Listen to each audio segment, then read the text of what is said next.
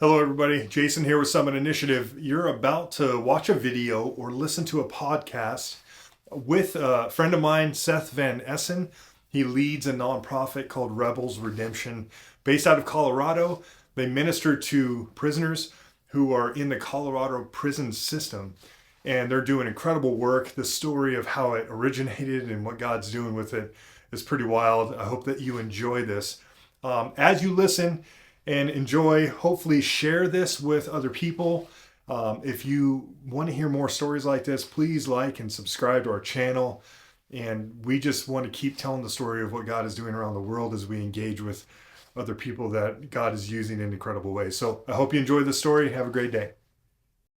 Skinny guy with no tattoos. I'm showing up at a prison. I was terrified. Like, what am I even doing? What? This is crazy.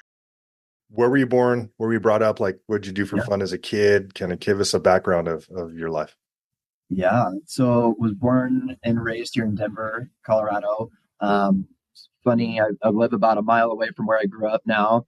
It took kind of through I guess earlier on, I went to multiple different private schools, kind of very religious Christian background, going through some of the private school kind of journey. In that, there was a lot of discovery for both myself and my family, and realizing that, hey, sometimes those settings aren't always the best settings. Sometimes they're too strict, too inside the box. And so then there was a season where I was homeschooled for a bit. My family had the crazy dream of let's take a tour around the United States. So they bought a motorhome and homeschooled the kids. It was one of four, so there was four of us, two boys, two girls, and we just journeyed across the United States and stayed at a bunch of homeschool families across the way. And so just the experience of that, we had a lot of different um, just adventures of new things. So from seeing a cranberry farm to how somebody made kayaks and lobster fishing and, Cool. dairy farm and everything in between. So there was just a lot of context and experience for outside the box, which was pretty cool. And I think one of the values that is kind of carried through today. But then in that journey, then ended up going to kind of the public high school here, and then went to Azusa Pacific out in California for college, Southern California. And that's actually where I met my wife. So she is originally from Denver as well. I joke that it took going to California to meet her, but it was easy to come home after that and not have That worked to, out well. navigate the 7 lanes of traffic in, Southern Yeah. California. So easy to come back home. And then we moved back home and we're like, well, we're moving too close to family, moving right back to the stomping grounds. And then we ended up having twins, kind of after a few years of marriage. And we're like, all right, as close as we can get to family, let's go. So now we live pretty close to both sides of the family, which has been fun. That's great, man. So what do you do right now then full time in addition to Rebels Redemption? And we'll jump into Rebels Redemption stuff in a second, but Yeah, yeah, what absolutely. So keeps you coming busy? back from college, I got a business degree at school. Mhm. Um, then coming back home, we actually got married right after I graduated. So got a job a week after I graduated, got married a month later. It was Man, kind of hit the job. so much change at once, man. That's Oh my crazy. goodness. Yeah, looking back on it, I don't think I realized how crazy that first year was. But when you're in it, you just do it, and then looking That's back, I'm right. like, wow, that was actually a lot. So yeah, it Yeah. was. I mean, super exciting, kind of that season that year. So I started in commercial financing. So I joined a company that provided, you know, loans for commercial properties, office space, and apartment buildings, and in that was kind of right in the 2007 2008 era when everything fell apart. So was on kind of full commission with that. That's kind of how those jobs are set up. And so I looked at my wife. I was like, I don't know if we're going to ever eat again because the whole world fell apart in 2008. Yeah, So I then I remember well. yeah shifted over to the residential lending side. My dad actually was a residential lender kind of as long as I know. So he's been doing it for 40 years. So joined his team about 16 years ago, kind of in all of that. And so since then have moved kind of to the residential side. So that's what I do every day is kind of live in the real estate world, the residential real estate world, um, kind of, yeah, helping clients every day on the financing side, but do a lot of in real estate investing and just different things, kind of all surrounded that world. So that's been fun. I get to work with him and have been on his team, and he's recently kind of moved into the semi-retirement phase. He's got 11 grandkids, and so spending more time out of the office than in the office. And Yeah. so I've kind of Good. taken over running the branch here with our team kind of Oh, locally. So yeah, good for him and good for you, man. Uh, as a dad, right? I go, man, that would be my dream to like yeah, start a company, work with my sons. But I'm sure there's difficulty, of course, when it comes to that. And I did, I did start a company with my dad back in the day. It was a awesome. motorcycle Yeah. dealership. Okay. And we did it for a few years. It wasn't very long. It was right Wow. before that 2007 crash, right? Which just Yeah. Yeah. Yeah. credit just dried up after that point, and so nobody could finance these things. But I was a banker at the time of that 2007 2008, so we were doing You commercial know that loans. world then too. Oh Oh, yeah. dude! So you're telling the story, and I'm like I'm trying not to Yeah. like have Yeah. flashbacks. Not to get the twitches again because it was rough Yeah, for everybody. it I was know. rough, man. It was rough. So, but yeah, that's really cool. It's neat that how kind of that story progressed to where, um, this idea of adventure that you had with your dad, and your family going across the country and RVing and all that stuff, Yeah. seeing new things, exploring new places, and I love that now you get to work with him, and that's just neat. Like it gives me hope that maybe I'll be able to do something like that with my That's kids right. someday. Yeah. Yeah. Yeah, Well, I know so it's very cool. amazing how that journey of what you don't quite expect and the things Yeah, that you're like, oh, I actually learned quite a bit about that. Hearing him take so many loan apps by the time I was 12, I was like, oh, well, that actually isn't so bad. So anyway, yeah. you never know how the residue is gonna rub off on them. Yeah, yeah, and to be able to see, your kids thrive in life, I'm sure that's a huge blessing to him. So very cool, very cool. What okay, so you're doing the residential mortgage stuff. Now you've gotten into now tell us about like what got you into Rebels Redemption and explain a little bit about what Rebels Redemption is, because I think that just an incredible Yeah. ministry that God's led you into. Yeah, it's been kind of completely unexpected who won, and that's sometimes how these things go, which is part of the whole story and journey. So I kind of in my day job, then it's it's a little bit kind of the best of both worlds in the sense of I'm self-employed but work for a company. But then in that self-employment, kind of the nature of the job is to be commission only. So if I don't show up to work, nobody cares. If I show up to work and you do the things you do, then that's how you get paid. So the reason I mentioned that is because that gave me a lot of space and time over the last kind of decade um, to be in the journey with our church. Was one of the self-supported pastors. So they had a few paid pastors, and then they had some self-supported guys all on the elder kind of leadership pastor team. So that had been part of my journey, which was pretty exciting, and just loved everything about that. Even back to Azusa Pacific, spending a lot of time with the theology guys and uh, Yeah. doing a lot of those classes. And so this was kind of a platform to say, hey, we talk about it a lot, but the secular sacred divide, oftentimes it was like, oh, well, you're just a business guy and we're going to go do ministry, as if it was two separate things. And so that journey over the last decade was showing that, hey, the platform of my day job was also a platform for ministry, as well as being able to engage in leadership within a church setting, brought new perspective even from the business world. And so kind of just seeing how the Lord brought all those things together. Well, then with that, I mentioned that we have twins. So that kind of whole journey, it started getting just a lot where, now we're hosting a community group in our house every week. There's maybe 30 to 40 people every week for 7 years. So that was a full-time job. And then Yeah. the church stuff, as you know, the church always has needy people and they love to promote volunteers, which is awesome. That's how church is designed. But then that became a full-time job. And then also kind of in the self-employed world is a full-time job and you can always be working. So looking at all those things, it was like, man, this is not how it's not sustainable. It's only hurting those in my inner circle, including my wife and my kids. And so kind of backed away from kind of the leadership within the church world. And so then a couple years into it, this huge wrestle of just identity stuff and rethinking, man, I could tell you, hey, God loves you no matter what you do, and you don't earn it, and it's not what you do in the church for him. And then now taking a step away, I'm like, well, do I actually believe that myself? I'm not doing stuff in the church. I'm not the A+ volunteer anymore. Does God still love me? What's my purpose? All Mm. those things. Well, in that, lack of a better term, kind of, personal crisis, the Lord, I think, was kind and gracious to redefine what I truly believe. Am I living what I believe? Am I embracing that? And then a couple years into that journey, um, again, back to now tying it all back to Rebels Redemption. I say we, me and my dad, again, we worked together. There was a real estate agent that he had worked with for 20 plus years. Um, Long and short of that journey, he ended up going to prison.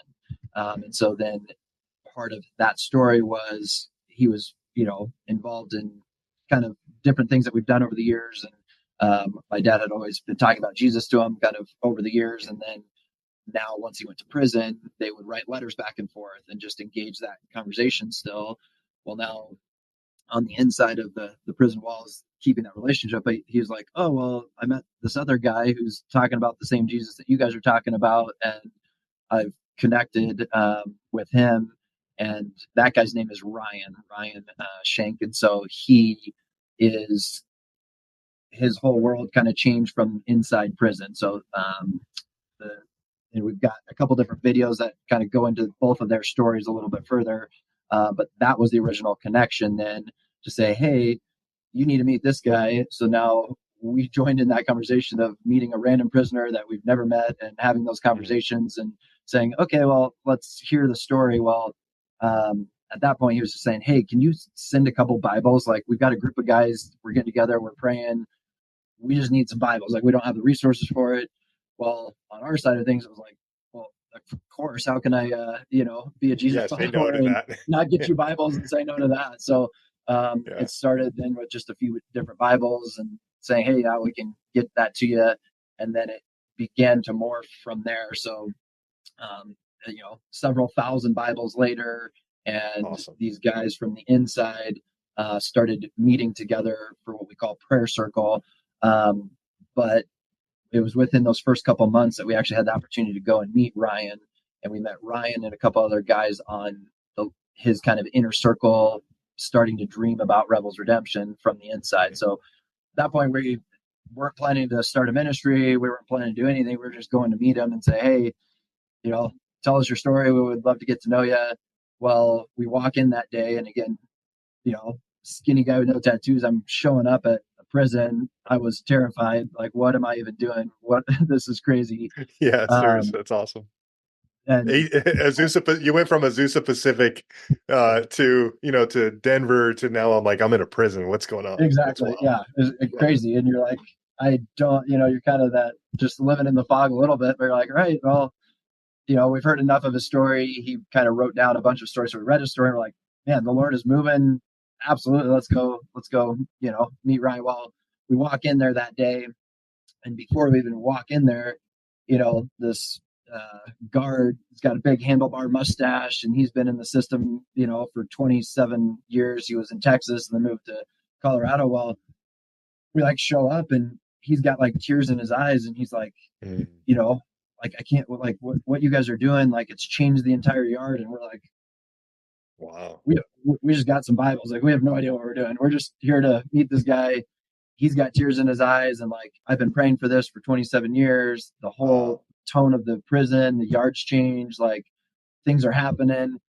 We end up, getting through the security. And now we meet Ryan for the first time and a couple of his other guys, Adrian and, you know, there's kind of their crew that they had kind of for their leadership. So as Mm. we walk in there, you know, big African American guy as strong as a linebacker, like, I mean, he's crying. He comes up and just gives us a hug. And Oh, it's just like that's so cool. telling his story. And um, I mean, just it's his story to really tell, but his past life and ended up being in prison for murder, for multiple murders, ended up writing letters to the family.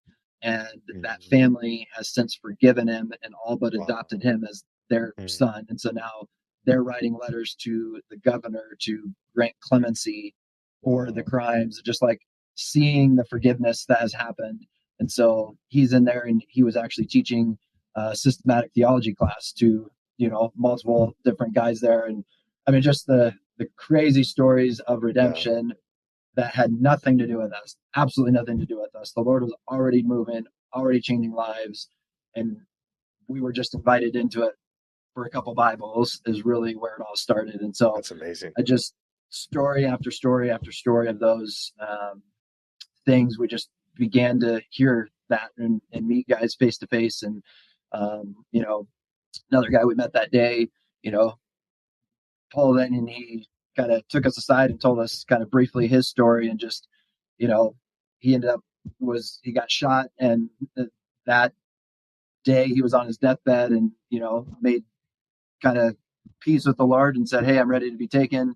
Well, in that journey, the guy who actually shot him ended up snapping out of his drug induced stupor and ended up saving his life of the guy who so the guy Wow. who shot him ended up being the one who saved Saving his his life. life. Wow. And just that story and that journey of miracle after miracle of Yeah. his leg that he got shot in, and was going to have to amputate it multiple times, and the night before bringing into being amputated, the Lord healed it. And the next day, the doctor's like, "I don't know what happened. We saw you yesterday, and we needed to Wow. amputate today, and now we don't." And just, I mean, just crazy, crazy, crazy stuff that, Cool. as somebody who grew up in the church, I'm like, "Oh yeah, I totally believe in miracles. I absolutely do." And it's like they're real and they're happening, and lives are being changed. Yeah. Yeah, it's just crazy. So anyway, that's kind of where it all started from the I love beginning. that, And then all of man. a sudden conversations began to stir to say, "Hey," and Ryan kind of is the founder of Rebels Redemption, again on the inside, and he began just sharing some of his dreams of like, "Hey, what if we got a Bible in the hands of every prisoner in the state of Colorado?" And then dreaming bigger, "Hey, what if we got a Bible in the hands of every prisoner in the entire nation?" And you're like, Mm. "All right, like I get a couple Bibles, that's good, but a Bible in the hands of every prisoner in the state and then the nation. I mean, That's a this lot of guy's people. dreaming big." And so that's kind of Yeah. where the dream started and began to morph to where now it's bigger than just a Bible.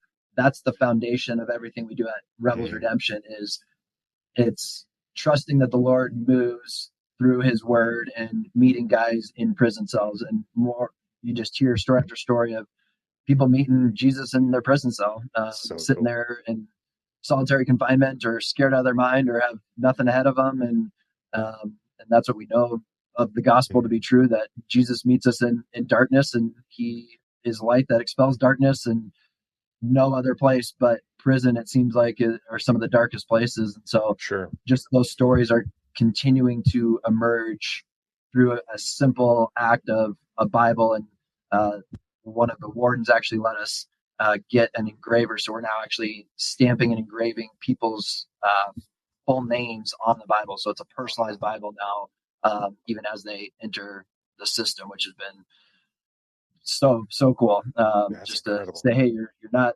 lost. You're seen. You're not forgotten.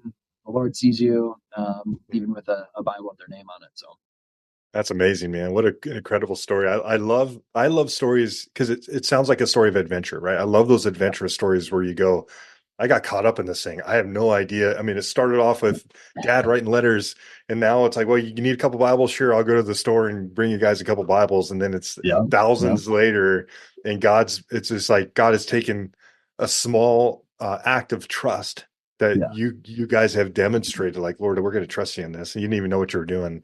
And he's backed you into this, like, now let me show you what I'm going to do. Like, yeah, I love that story, man. I love it. Now, I know that there's still guys on the inside that yeah, are leading small groups, and some of the guys have gotten out, right? And they're trying to figure out how to continue to, minister. So kind of where are you at today with that? So now that it started off as a Bible, yeah, ministry, like we're just delivering Bibles, what does it look like today? yeah. So I think a huge piece of it is just we dive into the correctional system. You can realize very quickly how broken it is. So, kind of as we've now started to just explore, like, again, initially, just how do we get Bibles in?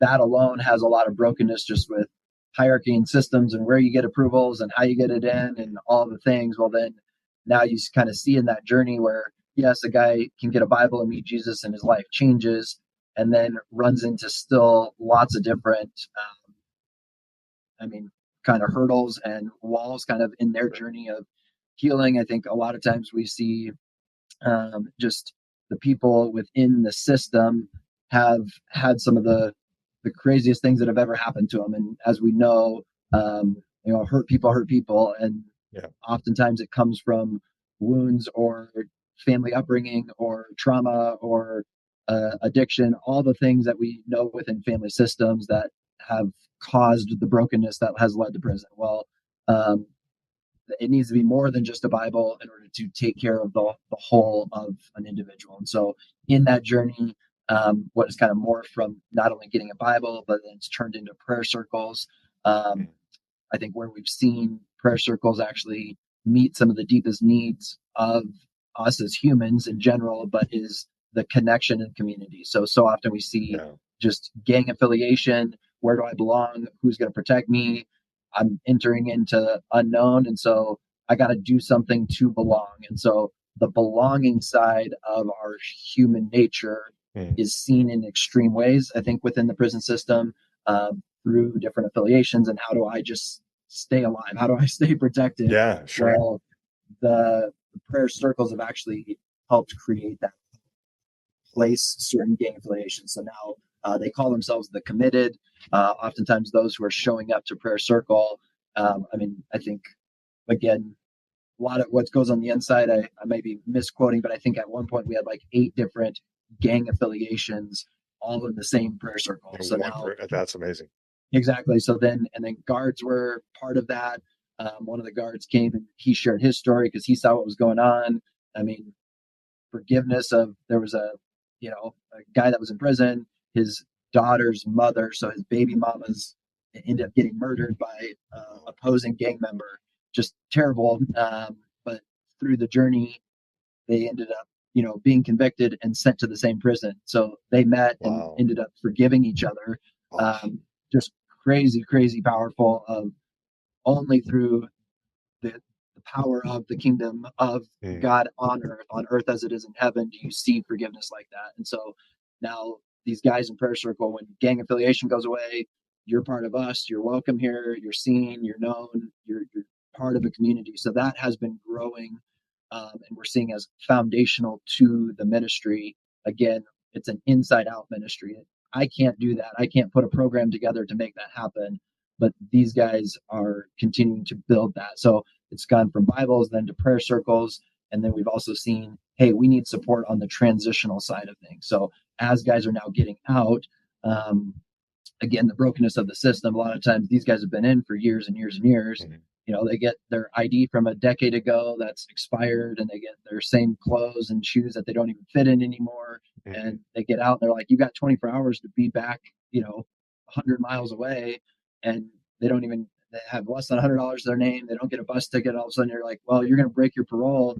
And it's like they're set up for failure. So we've been now trying to work into what we call transitional support. A lot of times that's, hey, I liken it to the Compassion International model of sponsor a kid. We're actually sponsoring a parolee of, hey, we need to go with you in your journey on the outside of get you a pair of shoes, get you a pair of work boots, let's get you a cell phone, let's get you a bus ticket, let's get you to a place that you're safe and stable, so that again the draw isn't back to prison. And I think again, for me on the outside, it's easy to be like, oh well, of course the best thing is for you to get out of prison. A lot of these guys are saying, well, I get out, I have no authority, nobody knows me, I have no community. Sometimes it's easier just to be back in because I had community, people know me, I had authority. Anyway, it's kind of a backward system for me on the outside, but we're seeing some of the deepest needs of humanity play out, and how do we come along that and journey there. And so then the transitional side, once they're out, there's a lot of places doing great work on providing jobs, training, those kind of things. So we don't want to recreate the wheel. We're not saying, oh, let's be a job placement ministry, because other people are doing that well. So we're plugging in with some of the kind of local organizations that are doing that really well. Um, Again, just a quick small world, just how the Lord works. But it was about a couple of years ago. I was on a Zoom call like this. We were on with the prison kind of warden, a couple of the staff there, Ryan, and we're all in the conversation. And Corey is her name, but she's in charge of a grant program within the state to help the transitional work-based Oh, placement program. She's like, "Hey, Seth," like, "Hey, what are you doing on here?" So Corey ended up being my wife's one of her closest friends in high school. We oh, just officiated their wedding a couple years ago, and she was on the call, and she's in charge of the whole grant program of the state to help with these parolees. And it was like, "What are you doing on this call?" I have no idea why I'm on this call, but out of all the people in the state to be on this call sure. anyway. So just some of the connections and just how the Lord moves and works, it's just been pretty exciting to be able That's to plug in amazing. with people doing good work already. And then kind of in that journey, we're trying to create the space of basically prayer circle on the outside to say, hey, you're still seen, there's still community, there's still connection. And so we're right in the process of kind of opening our first Rebels Redemption house, Mm, so that we can now invite people on the transition to have a place that builds community. There's a lot of different sober living options and different things like that. sure. But one of the key pieces that's missing, we're finding, is really community. To say, hey, Mm, not only here, you don't have just a bed, you also have a space that is going to be a place that you can replicate the what we've seen on the inside, prayer circle, on the outside with that Christian community. So that's amazing, man. Wow. And so much more than just delivering Bibles, right? That's what I love about that. It's as you deliver Bible, God moves. He does what only he can do in changing people's hearts. But then it creates these other opportunities to go, well, now yeah, what? Now you guys are family now, right? Like we're part of a family. You might be in prison or you're getting out of prison, but you're still part of the kingdom of God. yep, How do we absolutely, continue to love them and support them and walk with them and yep, and allow them to take ownership for what God is doing in their own lives, right? That's yep. I love that, man. I just love the work that you're doing. And yeah, I just want to encourage you. Like it's just neat to So, see God use a little bit of trust. I love a reluctant leader too. I think God does, or he's like, I don't know what I'm doing. But just honestly going, we're just figuring it uh, out as we go. Right. This it isn't just so this feels isn't like by that sometimes. yeah, it's not by our genius, Seth, that we've gotten to this place. It's by his grace, and So, and amen to that's that. really cool. That's really cool. Okay, so what's then what's difficult? Like where you're at right now, what's difficult? Like what are the needs? What are the Yeah, hurdles? Maybe somebody's listening and can go, "Oh, I know how to help navigate that." Like what are you yeah, running into? yeah. So I mean, the kind of everything that you said, it is that, just the honesty of it. I think the hardest piece is, we've got a huge volunteer base that is really excited about what's going on. A lot of the volunteer base is, we kind of have the two sides of the equation, it feels like, coming together. And I think that's how always the Lord moves and works, is like, all right, we've got a lot of people who have come from the religious background, church world, uh, I don't know, lack of a better term, straight edge their whole life and Yeah, figuring stuff out. And then you've got people who have already made the transition or have had some kind of experience from prison in their past life. And so now we've got this huge group of people together saying, hey, we all see what the Lord's doing. How do we get involved? And so that's been super exciting. But then as volunteers, there's just a level of, everybody has only so much to give in a volunteer sure. capacity. And so what I'm finding, just as this is now being launched, is a lot of people want to love to give for a Bible, because I know a Bible gets in the hands of somebody with a name and a Yeah, face, and so with all of that, then it's harder to get money for capacity raising. Nobody wants to pay somebody's salary to have the hours or the work to do that. And so yeah, that's kind of where the gap is we really need full-time people in place, but we really need funds in order to hire full-time people in place. And yeah, so that's kind of the cart before the horse piece of, the work that's happening, of the volunteer base, but then moving somebody in the capacity to say, hey, we need to be more consistent. We need to have systems in place for ordering Bibles and all the things. Well, that just takes man hours. And so Yeah. it's that piece right now is just capacity raising, or funds for staff and the organizational side and all of that. Anyway, so that's Yeah. kind of the reality of where we're at, and one of the Fundraising, trying to tough figure order out hurdles. longevity. Yeah. No, Yep. that's I think it's a common, I mean, same with us, right? Where we just go, Lord, Yep. how do we do this long term?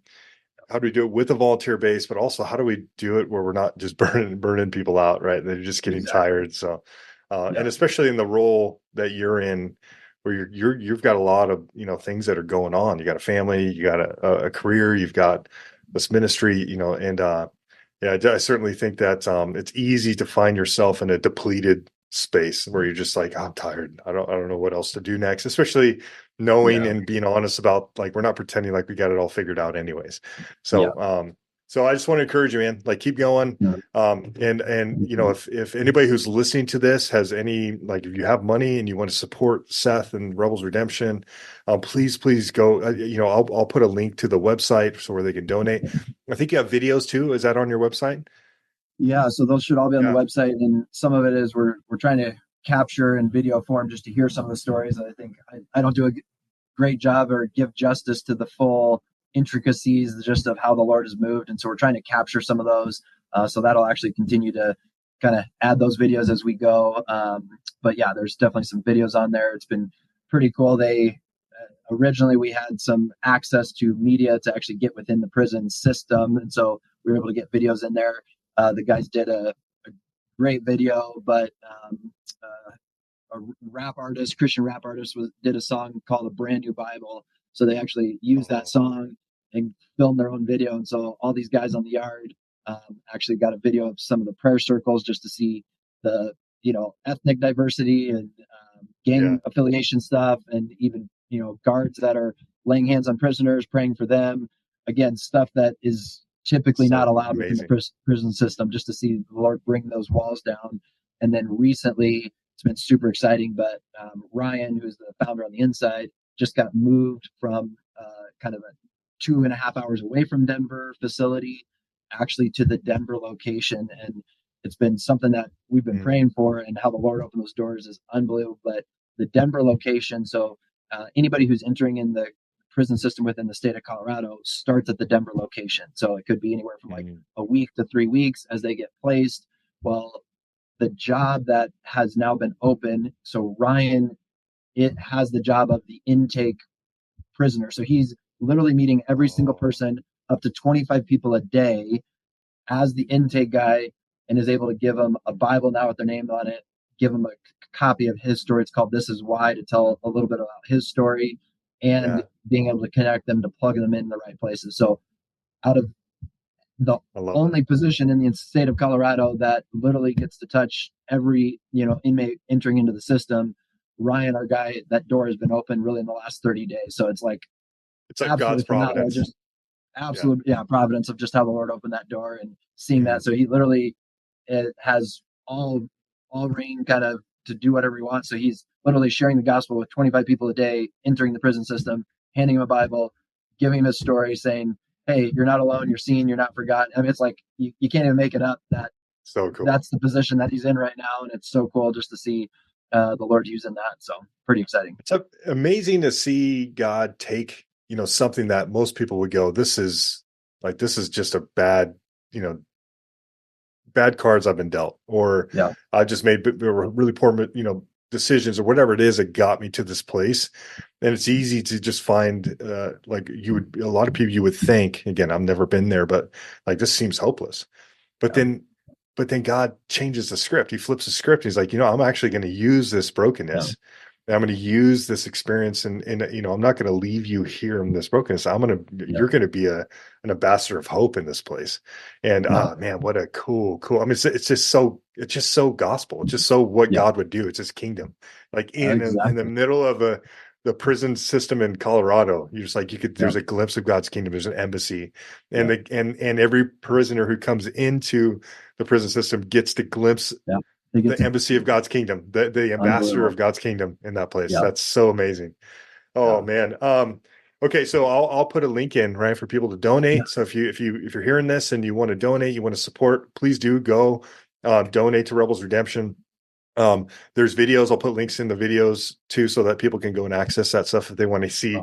prisoners rapping and, just the beautiful thing that God Yeah. is doing through Rebels Redemption.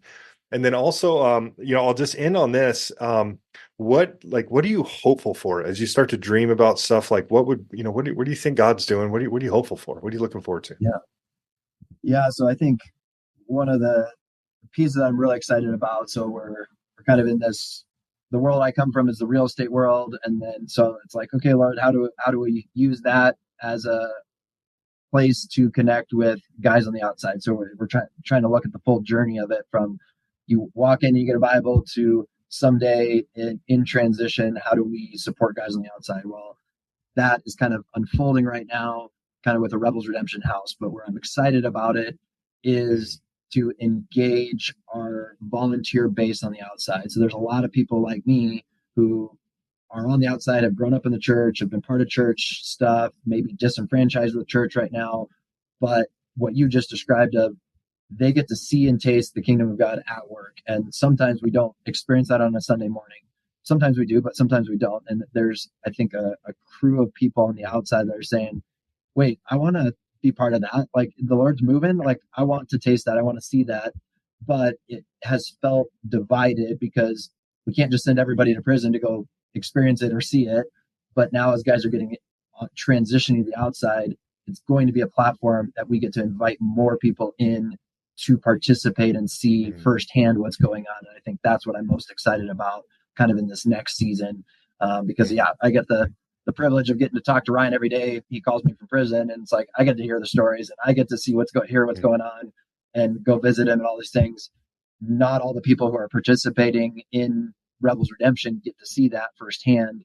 Yeah. And I think we're closer for them to start being involved firsthand and see kind of what the Lord's doing. So anyway, that's what I'm excited for next, and just to see again how those stories and how those doors connect with people.